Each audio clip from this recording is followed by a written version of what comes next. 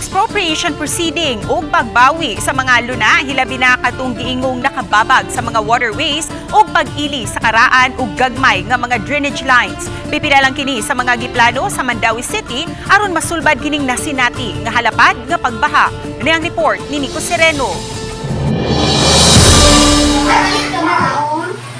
Human sa kusog nga bunok sa uwan, nabahaan na sab ang pipila ka mga lupang lugar sa Mandawi City. Gani iyahay na lang og diskarte ang mga tao, makalabang lang sa lawom nga tubig, apan ang uban napugos gyud sa pagsungasong.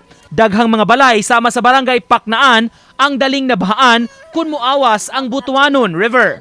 Samtang sa highway sakop sa barangay Subang Dako, makita ang daw sapa na nga itsura sa kalsada tungod sa kataas sa tubig. Sagad mga dagkong truck lang ang milabang. Apan may ubang mga sakyanan sab, bisan gani motorsiklo, napugos pagsungasong sa tubig. Aminado hinuon ang dakbayan sa obserbasyon sa kadaghanan nga daw nagkagrabe ang suliran sa pagbaha. Gibuhat karon, gipa-compute nato ang volume ang sa water nga capacity sa usa ka drainage line.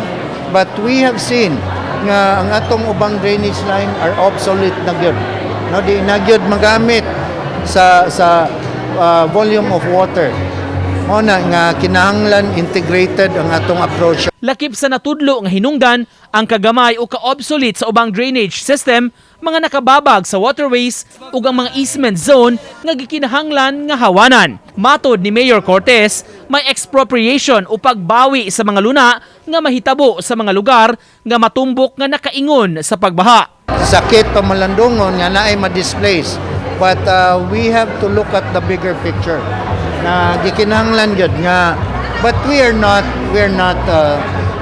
ato sang gi-consider ang humanitarian aspect, no?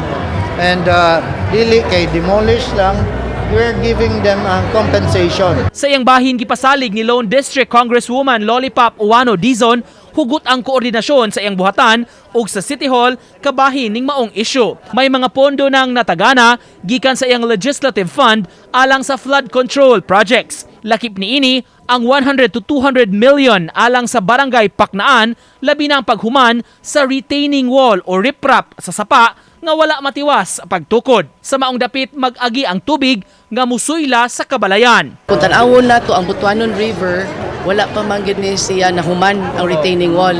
So we have to continue this and we have already a budget. Ang buhatan sa kongresista ug ang City Hall nag-alayon sab kabahin sa drainage master plan. This is not a short term, no? This is a long term solution. So but hopefully kay we are from Mandawi. So of course we are so worried about this, not only in one barangay but most of the barangays are affected. Uban ni Godfrey Relien, Nico Sereno, Balitang Bisdak.